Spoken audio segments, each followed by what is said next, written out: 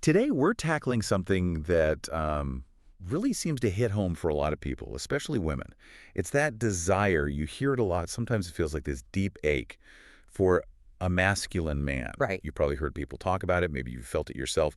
That pull towards a partner who seems, grounded, capable, like he's got things sorted. Mm-hmm. But running right alongside that longing, there's often this knot, frustration, maybe sadness, sometimes even anger. Yeah, like where are they? Exactly. Mm-hmm. Where are those men? The ones you feel you can really lean on, who step up, who feel like a safe place to land? It's a really common feeling. So we've been digging into this. Mm-hmm. And what's interesting is how the conversation often shifts. Mm-hmm. Instead of just asking, where is he? There's this other question that comes up, maybe a tougher one, Okay. which is, before looking out for him, are we, internally ready? Are we actually set up inside to allow a man like that to stand next to us? Does our own internal wiring, those deep patterns, even make space for him? Ah, that's a big pivot. Yeah. Okay, let's unpack that a bit because it really changes the focus. It really does. That desire for a masculine partner is completely valid, but yeah, the focus shifts. It goes from being just about searching out there Right. to possibly being about, well, are you ready inside? The key insight seems to be that the work might need to start with, preparing the ground internally, getting ready to receive that kind of connection and keep it going. So our goal here is really to explore some of those internal factors and maybe even wider family patterns that could be getting in the way, things that might, maybe without you even realizing it, push away the very thing you're saying you want. Exactly. Why might something deep inside make it hard to let that kind of man in, even when you genuinely want it? One of the first ideas that really jumps out is this concept that a truly masculine presence, Yeah. it needs space. Face. Yeah. Space. That sounds a little vague. What does that actually mean, needing space? Well, it's often talked about as the woman needing to kind of step back a bit, not physically move away, but step back from always being the one in charge, being the constant manager, the fixer. There's that Polish term, ogarniacz. Oh, yeah. Ogarniacz. The one who just handles everything, tidies up, organizes, sees problems coming, Yeah. just makes it all work. Exactly that person. And the idea is for masculine energy to really show up and contribute fully, that kind of holding it all together energy needs to relax a little to make room. Okay, make room. But here's the really crucial part. Stepping back like that, it's not presented as being weak or, submitting or anything like that. Not at all. Right, that's important. It's framed as something totally different. It's framed as an act of, trust. Trust. Okay, that word carries a lot of weight, doesn't it? It does. And that leads straight into this really deep, almost confronting question. How can you truly trust? How can you allow someone else to step up? How can you step back if way back in your childhood, you didn't really have anyone you could consistently, safely trust?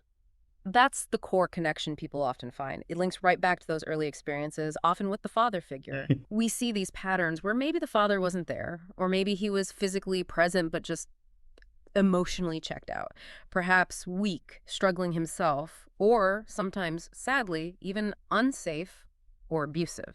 And for a little girl in that situation, what happens then? She has to adapt, right? Yeah. It's survival. She learns, because she has to rely pretty much only on herself. Mm-hmm. She becomes her own safety net, her own stability, her own source of getting things done. She figures it out, takes charge, gets incredibly capable because that primary male figure wasn't providing that solid foundation. Right. She managed. She absolutely manages. And often the observation is she manages too well. Yeah. Becomes almost too self-reliant. Okay, I think a lot of people listening might recognize that. Yeah. So what was totally necessary, maybe even heroic as a kid, Becomes later on like a kind of ball and chain in adult relationships. Those very skills, those defenses that kept you safe back then, they're the exact things that now make it really hard to lean on someone else. They make letting go of control feel terrifying.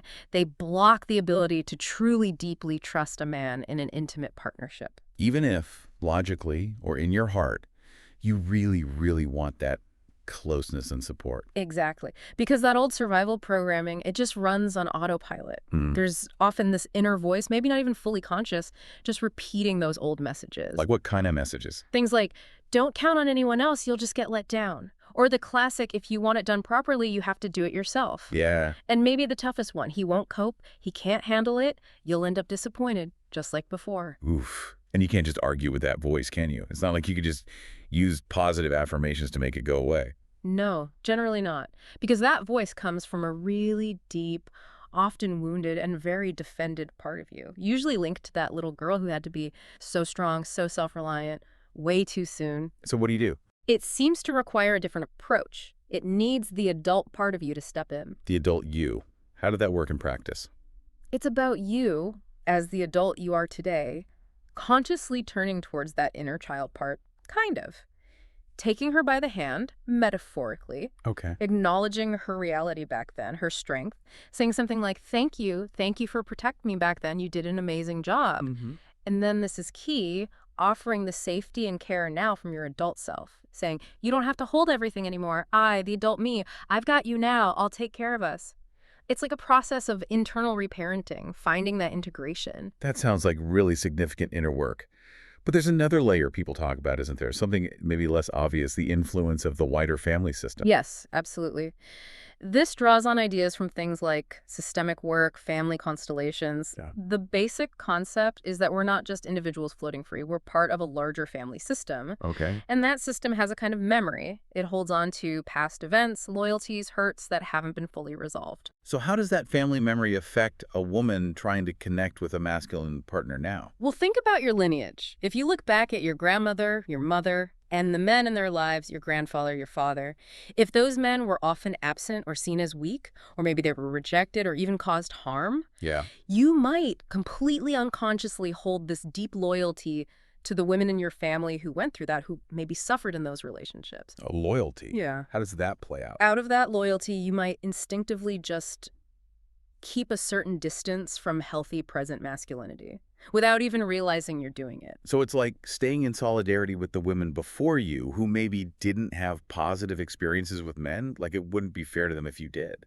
That's often the dynamic described. On a really deep, maybe pre-verbal level, allowing yourself to actually have a healthy, strong, reliable masculine partner might feel somehow like you're betraying the women in your line, or like it's an injustice. These systems, from that perspective, tend to seek a kind of balance, and they can resist things that feel like too much of a departure from the past, even if the past was painful. That's a really powerful hidden dynamic. So how does this unconscious loyalty actually show up in dating or relationships today? It can manifest in a couple of main ways. One is you might find yourself repeatedly drawn to or choosing partners who genuinely don't carry the weight.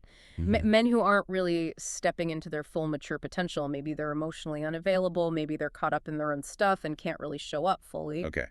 And the other way it shows up. The other side is if you do happen to connect with a man who seems capable, who has that masculine potential, you might then, again, often unconsciously start to sort of emotionally castrate him. Emotionally castrate. That's a really strong term. What does that look like? It's patterns of behavior, usually rooted in those old fears and loyalties we talked about. Things like constant criticism, needing to control what he does, how he does it, a deep-seated lack of trust that permeates everything, always pointing out his flaws. Undermining him. Yeah, it's a way of subtly, or maybe not so subtly, chipping away at his confidence, his ability, or even his desire to stand strong and partner with you from his own stable center. Gosh, this all sounds quite intense, and it could feel like it puts a whole lot of blame squarely on the woman. And this is precisely where a really crucial distinction comes in. It's usually emphasized very clearly that this pattern, the childhood stuff, the family loyalties, it is not your fault. Okay, that's important. You didn't choose those early circumstances. You didn't create those family dynamics consciously. It's not your fault that these patterns exist within you. Right, not your Yeah. fault, but there's a but, isn't there? The but is the turning point. While the pattern isn't your fault, choosing not to see it or choosing not to address it once you become aware of it, that becomes your responsibility. The responsibility shifts. It moves from the origin story, which you couldn't control, to your conscious choice now. Do you acknowledge this? Do you work with it? That's where the power is. That's where agency comes back into the picture. That reframes it completely. It's not about blame, it's about awareness and then empowered choice. Okay, so let's circle back then. With all this internal landscape, this inner work, what does that masculine man actually look like?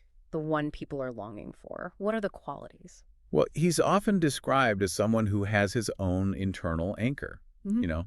grounded, stable within himself. He doesn't need his partner to be his mother or his constant emotional caretaker or his therapist. Right. He's an adult. He's an adult. He's emotionally present. He's someone who isn't going to just vanish or completely shut down when things get difficult in the relationship or just in life generally. And importantly, he respects himself too, right? He has boundaries. Yes, exactly. He won't just accept being treated poorly or emotionally abused. He knows his own worth. There's this really evocative image used sometimes to describe this kind of presence. Yeah. True masculinity doesn't kneel. It stands stably beside you. It stands stably beside you, not towering over you, not kneeling to you, but solid, reliable, with you, facing life together. That's the picture. A partner who's like a stable anchor. But again, the conversation always seems to loop back to the core idea that this kind of partnership really only becomes possible if you are internally ready, if you're able to truly allow that presence in. So the path forward, it's maybe not primarily about tweaking your dating app profile or looking for men in different bars. The main takeaway seems much deeper. If any of this stuff we've been talking about resonates, if you feel that little spark of, oh, that sounds like me, the essential first step is often suggested to be meet what's in you that doesn't allow him to come close. Deal with the internal blocks first. Address those internal barriers, the old fears, the survival modes, those unconscious loyalties.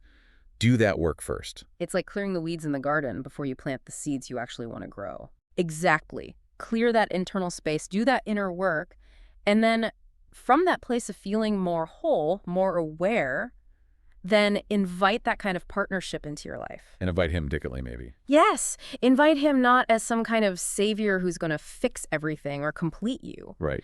but invite him as a partner. A partner you meet with your own wholeness, your own adulthood, your own dignity. Yes. That's described as the fertile ground. That's where real, healthy love has a chance to actually start and to grow. It begins with getting yourself ready inside, becoming someone who can receive and truly partner, not just someone who's searching or trying to control the outcome. That really does shift the whole paradigm, doesn't it?